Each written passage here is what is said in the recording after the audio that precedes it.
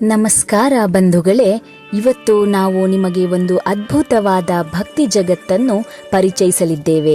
ಅದುವೇ ನಮ್ಮ ಮನೆತನದ ಮೂಲ ದೇವರಕ್ಷಕ, ಶಕ್ತಿಯ ಸಾಕಾರ ರೂಪವಾದ ಶ್ರೀ ಗಾಮಭೈರವೇಶ್ವರ ಸ್ವಾಮಿ. ಶತಮಾನಗಳ ಇತಿಹಾಸ, ತಲೆಮಾರುಗಳ ಭಕ್ತಿ ಮತ್ತು ನಂಬಿಕೆಯ ಜಾಗೃತ ಸ್ಥಾನದ ದರ್ಶನವನ್ನು ಇವತ್ತು ನಾವು ನಿಮಗೆ ಮಾಡಿಸಲಿದ್ದೇವೆ. ಈ ವಿಡಿಯೋವನ್ನು ಕೊನೆಯವರೆಗೂ ನೋಡಿ ಆ ಭೈರವೇಶ್ವರನ ಕೃಪೆಗೆ ಪಾತ್ರರಾಗಿ.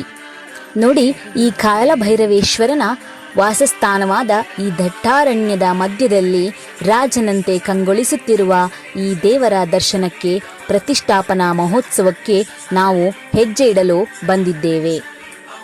ಇದು 150 ವರ್ಷಗಳ ಇತಿಹಾಸ ಮತ್ತು ಅತ್ಯಂತ ಕಟ್ಟುನಿಟ್ಟಿನ ಶಕ್ತಿಯುತ ದೇವರಾಗಿದ್ದು, ಸೋರೆಕಪ್ಪ ಎಂಬ ಕುಟುಂಬಕ್ಕೆ ಈ ದೇವರು ಸುತ್ತಮುತ್ತಲಿನ ಗ್ರಾಮದ ಅಧಿಪತಿಯಾಗಿದ್ದಾರೆ. ಇದು ಕೇವಲ ಒಂದು ದೇವಸ್ಥಾನವಲ್ಲ, ಇದು ನಮ್ಮ ರಕ್ತದಲ್ಲೇ ನೆನೆದಿರುವ ಭಕ್ತಿಯ ಪಯಣ. ಕಳೆದೆರಡು ಶತಮಾನಗಳಿಂದ, ಅಂದರೆ ಬರೋಬ್ಬರಿ 150 ವರ್ಷಗಳ ಸುದೀರ್ಘ ಇತಿಹಾಸ ಹೊಂದಿರುವ ಈ ಪುಣ್ಯಕ್ಷೇತ್ರದಲ್ಲಿ ನಮ್ಮ ಸೋರೆಕೊಪ್ಪ ಕುಟುಂಬದವರು ಸತತವಾಗಿ ಪೂಜೆ ಸಲ್ಲಿಸುತ್ತಾ ಬಂದಿದ್ದಾರೆ.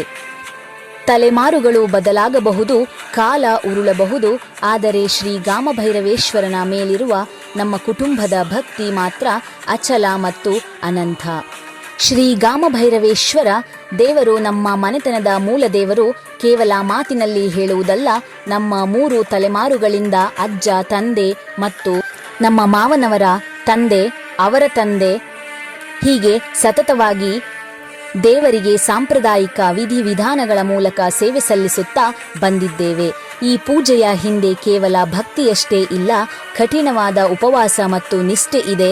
ಉಪವಾಸ ವ್ರತವನ್ನು ಆಚರಿಸಿ ಮನಸ್ಸನ್ನು ಶುದ್ಧವಾಗಿಟ್ಟುಕೊಂಡು ಮಾಡುವ ಈ ಪೂಜೆಯೇ ನಮ್ಮ ಮನೆತನವನ್ನು ಕಾಯುವ ಶ್ರೀರಕ್ಷೆ.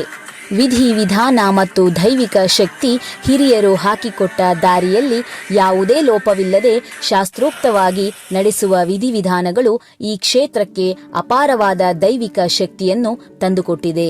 ಇಲ್ಲಿಗೆ ಬಂದು ಭಕ್ತಿಯಿಂದ ಬೇಡುವ ಭಕ್ತರ ಕಷ್ಟಗಳೆಲ್ಲವೂ ಕರಗಿ ಹೋಗುತ್ತವೆ. ನಮ್ಮ ಸೋರೆಕೊಪ್ಪ ಕುಟುಂಬದ ಪ್ರತಿಯೊಬ್ಬ ಸದಸ್ಯರ ಉಸಿರಾಗಿ, ಶಕ್ತಿಯಾಗಿ ನಿಂತಿರುವುದು ಇದೇ ಗಾಮಭೈರವೇಶ್ವರ ಸ್ವಾಮಿ.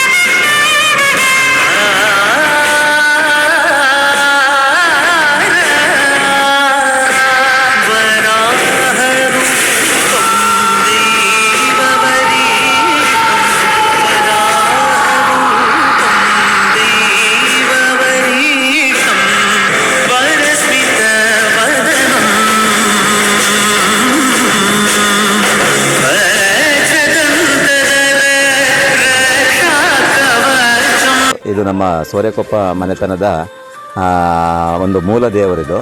ಈ ದೇವರು ಪುರಾತನವಾಗಿರ್ತಕ್ಕಂಥ ದೇವರಾಗಿದ್ದು, ಇದನ್ನು ನಾವು ಇತಿಹಾಸದಲ್ಲಿ ನೋಡಿದವಾಗ ಇಲ್ಲಿ ಸೋರೆಕೊಪ್ಪದ ಕುಟುಂಬದವರು ಈ ದೇವರನ್ನು ಪೂಜೆ ಮಾಡ್ತಾಯಿದ್ರು. ಈಗಾಗಲೇ ಅವರು ಸೋರೆಕೊಪ್ಪದ ಕುಟುಂಬದವರು ಚಿಕ್ಕಮಣತಿಯಲ್ಲಿದ್ದು, ಅವರು ವರ್ಷಕ್ಕೆ ಬಂದುಬಿಟ್ಟು ನಾವು ದೀಪಾವಳಿಯ ದಿನ, ನರಕ ಚತುರ್ದಶಿಯ ದಿನ ನಾವೇನು ಮಾಡ್ತೀವಿ, ಈ ದೇವರಿಗೆ ಪೂಜೆಯನ್ನು ಸಲ್ಲಿಸ್ತೀವಿ. ಹೀಗೆ ಇರ್ತಕ್ಕಂಥ ಈ ದೇವರು ಮರದಡಿಯಲ್ಲೇ ಇತ್ತು. ಇದೊಂದು ಕಾಡು, ಗಾಮನಬಟ್ಟಿ ಕಾಡು ಅಂತಲೇ ಬಿಟ್ಟು ಇದು ಪ್ರಸಿದ್ಧಿಯಾಗಿದ್ದು, ಇದು ಸೋರೆಕೊಪ್ಪ ಕುಟುಂಬದ ಆರಾಧ್ಯ ದೇವನೂ ಆಗಿದೆ. ಇಲ್ಲಿ ನಾವು ಪ್ರತಿ ವರ್ಷ ಒಂದು ವರ್ಷಕ್ಕೊಂದ್ಸರಿ ಈ ನೋನಿಯನ್ನು ಕೊಡ್ತಕ್ಕಂಥ ಸಂದರ್ಭದಲ್ಲಿ ಉಳಿದ ದೈವಗಳಾಗಿರ್ತಕ್ಕಂತಹ ಭೂತಪ್ಪ, ಚೌಡಿ ಮುಂತಾದ ದೇವರುಗಳಿದ್ದಾವೆ. ಒಂದು 22 ದೇವರುಗಳಿದ್ದಾವೆ.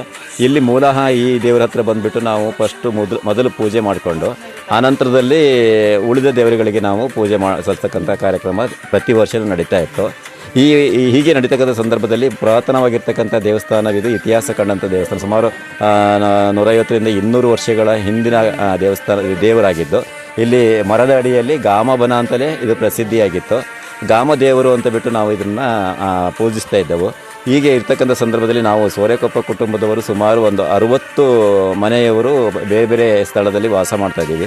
ಪ್ರತಿ ವರ್ಷವೂ ಬಂದು ಇಲ್ಲಿ ಪೂಜೆ ಮಾಡ್ತಕ್ಕಂಥ ಸಂದರ್ಭದಲ್ಲಿ ದೀಪಾವಳಿ ಸಂದರ್ಭ, ಮಳೆ ಒಯ್ತಕ್ಕಂಥ ಸಂದರ್ಭದಲ್ಲಿ ಇಲ್ಲಿ ನಾವು 2 ವರ್ಷದ ಹಿಂದೆ ಒಂದು ಸರಿ ನಾವು ಇಲ್ಲಿ ಚರ್ಚೆ ಮಾಡಿದಾಗ ಈ ದೇವರನ್ನು ನಾವು ಒಂದು ರೀತಿಯಲ್ಲಿ ಪುನರ್ ಪ್ರತಿಷ್ಠಾಪನೆ ಮಾಡಿ ಇಲ್ಲಿ ಈ ಜಾಗವನ್ನು ನಾವು ಒಂದು ಪಿಲ್ಲರ್ ಕಟ್ಟಿಬಿಟ್ಟು ಮೇಲೆ ಇದು ಮಾಡಬೇಕು ಅಂತ ಬಿಟ್ಟು ನಾವು ಮಾಡಿದೆವು.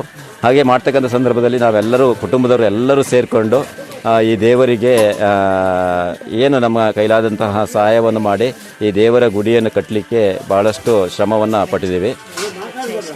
ಸುಮಾರು ನಾವು ಮೂಲತಃ ಒಂದು 6 ಬುಡಕಟ್ಟಿನ ಅವರು ಇಲ್ಲಿ ವಾಸ ಮಾಡಿದ್ದು. ಸುಮಾರು ಒಂದು 60 ಮನೆಯವರು ಇಲ್ಲಿ ವಾಸ ಮಾಡ್ತಕ್ಕಂಥ ಸಂದರ್ಭದಲ್ಲಿ ಇದಕ್ಕೆ ಸುಮಾರು ನಾವು ಚರ್ಚೆ ಮಾಡ್ತಕ್ಕಂಥ ಸಂದರ್ಭದಲ್ಲಿ ಒಂದು 5 ಲಕ್ಷ ಖರ್ಚಾಗುತ್ತೆ ಅಂತ ಬಿಟ್ಟು ಒಂದು ಉದ್ದೇಶದಿಂದ ಮಾಡಿದೆವು. ಆದರೆ ನಂತರದಲ್ಲಿ ಏನಾಯಿತು, ಇದು ಮಾಡ್ತಾ ನಮಗೆ ಒಂದು ಸ್ವಲ್ಪ ಜಾಸ್ತಿನೇ ಆಯಿತು.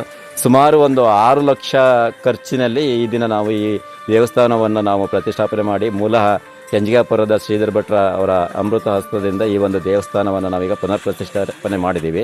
ಈ ದಿನ ಎಲ್ಲ ಕುಟುಂಬದವರು ಎಲ್ಲರೂ ಸೇರಿಕೊಂಡು ಚಿಕ್ಕಮಣ್ಣಲ್ಲಿರ್ತಕ್ಕಂತಹ ಲಿಂಗಾಯತ ಕುಟುಂಬವಾಗಿರ್ತಕ್ಕ ಮೂಲಃ ಪೂಜೆ ಮಾಡ್ತಕ್ಕಂಥವ್ರು, ಅವರು ಸಹ ಇಲ್ಲಿ ಬಂದುಬಿಟ್ಟು ಪೂಜೆ ಸಲ್ಲಿಸಿ ಈ ದಿನ ಎಲ್ಲರೂ ಬಂದು ಇಲ್ಲಿ ದೇವರ ಸನ್ನಿಧಾನದಲ್ಲಿ ಪುನರ್ ಪ್ರತಿಷ್ಠಾಪನೆ ಮಾಡಿ ಇದನ್ನು ನಾವೀಗ ಗಾಮ ಭೈರವೇಶ್ವರ ದೇವರು ಅಂತ ಬಿಟ್ಟು ನಾವು ಆರೋಢ ಪ್ರಶ್ನೆಯಲ್ಲಿ ಇಟ್ಟಾಗ ಅದು ನಮಗೆ ಭಟ್ರು ತಿಳಿಸ್ತಕ್ಕಂಥ ಸಂದರ್ಭದಲ್ಲಿ ಗಾಮ ಭೈರವೇಶ್ವರ ದೇವಸ್ಥಾನವನ್ನು ಈ ದಿನ ನಾವು ಪುನರ್ ಪ್ರತಿಷ್ಠಾಪನೆ ಮಾಡಿ.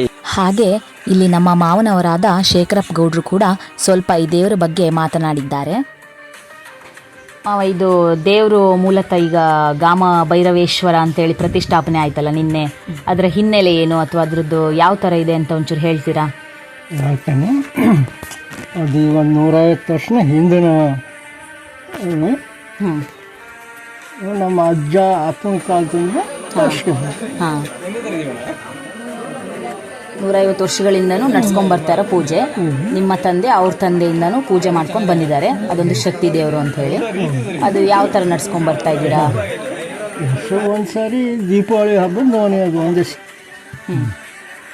ವರ್ಷಕ್ಕೆ ಒಂದೇ ಪೂಜೆ ಹಸ್ಕೊಂಡು ನಿಯಮ ನೀತಿಯಿಂದ ಪೂಜೆ ಮಾಡ್ತೇವೆ. ಅದಕ್ಕೆ ಉಪವಾಸದಿಂದ ಹೋಗ್ಬೇಕು ಅಂತ ಕೇಳ್ಪಟ್ಟೆ, ಅದು ಹೌದಾ? ಹೌದು, ಉಪವಾಸ ಬೆಳಿಗ್ಗೆಯಿಂದ ಸಂಜೆವರೆಗೆ ಪೂಜೆ ಮುಗಿಯಲವರೆಗೆ ಉಪವಾಸದಿಂದನೇ ಹೋಗ್ಬೇಕು. ಬೆಳಗ್ಗೆ ಹೋದ್ರೆ ಸಂಜೆವರೆಗೂ ಉಪವಾಸದಿಂದ ಇದ್ದು ಆ ಪೂಜೆನ ಮುಗಿಸ್ಕೊಂಡು ಬರಬೇಕು. ಬಂದ ನಂತರನೇ ಬಾಯಿಗೆ ನೀರು ಅಥವಾ ತಿಂಡಿ ತಿನ್ನೋದು, ಆ ಥರ ಊಟ. ನೋಡಿ, ಇಷ್ಟು ಕೂಡ ಈ ದೇವರ ಇತಿಹಾಸ, ಮಹಿಮೆ ಹಾಗೂ ಪ್ರತಿಷ್ಠಾಪನಾ ಪೂಜಾ ಕೈಂಕರ್ಯ. ನಮ್ಮ ಸೋರೆಕೊಪ್ಪ ಕುಟುಂಬದ ಕೋಟಿ ಕೋಟಿ ಪ್ರಣಾಮಗಳು. ಈ ವಿಡಿಯೋ ನಿಮಗೆ ಇಷ್ಟವಾಗಿದ್ದರೆ ಲೈಕ್ ಮಾಡಿ, ಶೇರ್ ಮಾಡಿ ಮತ್ತು ನಮ್ಮ ಚಾನೆಲ್ಗೆ ಸಬ್ಸ್ಕ್ರೈಬ್ ಆಗುವುದನ್ನು ಮರೆಯಬೇಡಿ. ಶ್ರೀ ಗಾಮಭೈರವೇಶ್ವರ ಸ್ವಾಮಿಯು ನಿಮ್ಮೆಲ್ಲರಿಗೂ ಆಯುಷ್ಯ, ಆರೋಗ್ಯ ಮತ್ತು ಐಶ್ವರ್ಯವನ್ನು ಕರುಣಿಸಲಿ. ಧನ್ಯವಾದಗಳು. ಓಂ ನಮಃ ಶಿವಾಯ.